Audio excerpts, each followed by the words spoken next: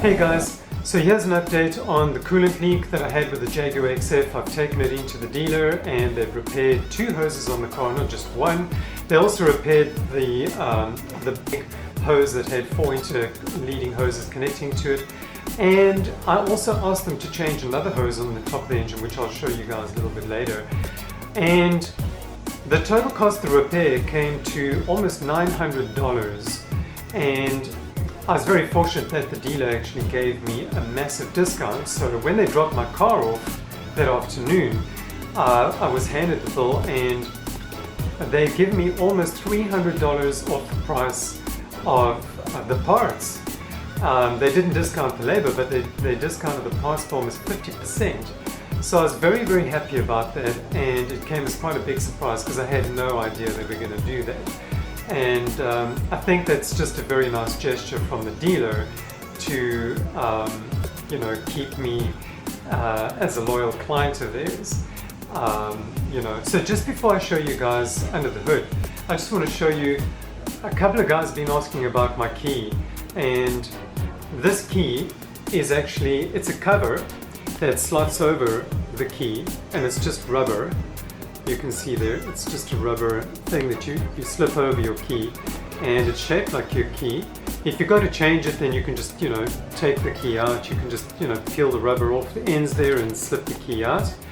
And what this does is it really protects your Jaguar's key from, you know, dropping it. If you drop it and it falls on the ground or on the asphalt, it also prevents it from shock if it does fall.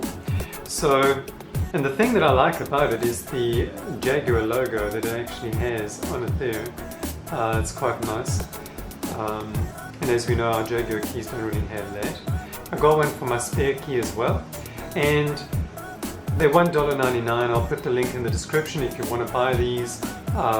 You can go and get them. And I got these at AliExpress. You got to be careful that if you do search for them on AliExpress, make sure you're looking for the Jaguar ones and that you're not buying the Land Rover ones or the Range Rover ones. Let's take a look under the hood now. That hose over there is the one that has been replaced, and you can actually see some Jaguar logos on there.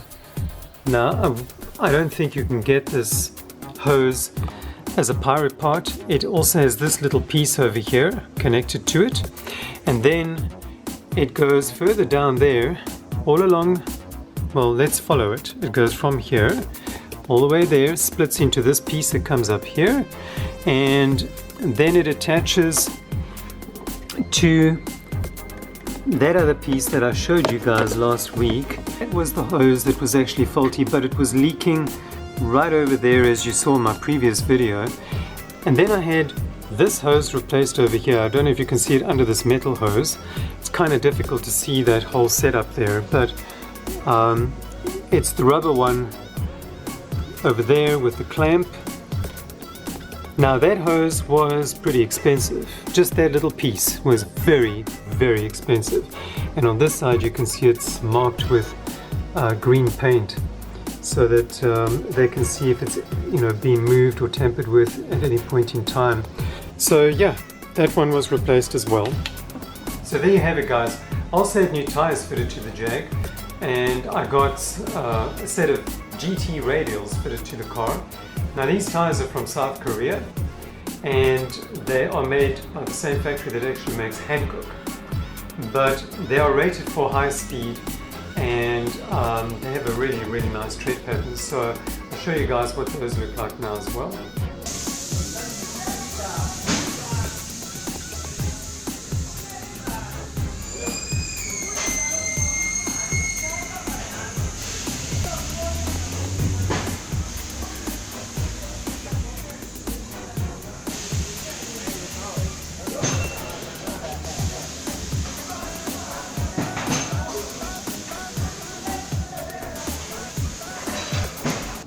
So here are the new tires, and they're rated for 100W, and 100W is for speeds in excess of 250 kilometers per hour, or so they say. And not that I'd ever do that speed with my Jag, not on these roads at any rate. And it says down here Champiro UHP. Now the other thing that I noticed about these tires is that they actually have the lip protector on them, and I don't know if you can see this, but if you look at the rim from this angle, you can't see the edge of the rim, and that is because the tires have a little lip that goes all along here, and it actually protects your rim from getting curb burn if you curb your tires. So that is a really nice feature of these tires, I think.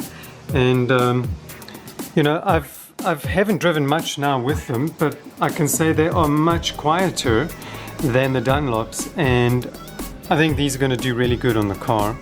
That's the tread pattern right there.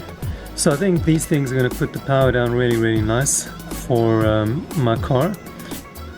You know, it's just one of those things. This is part of maintenance on the car. I mean, I had the Dunlops on the car for 4.5 years, so I got really good use out of those.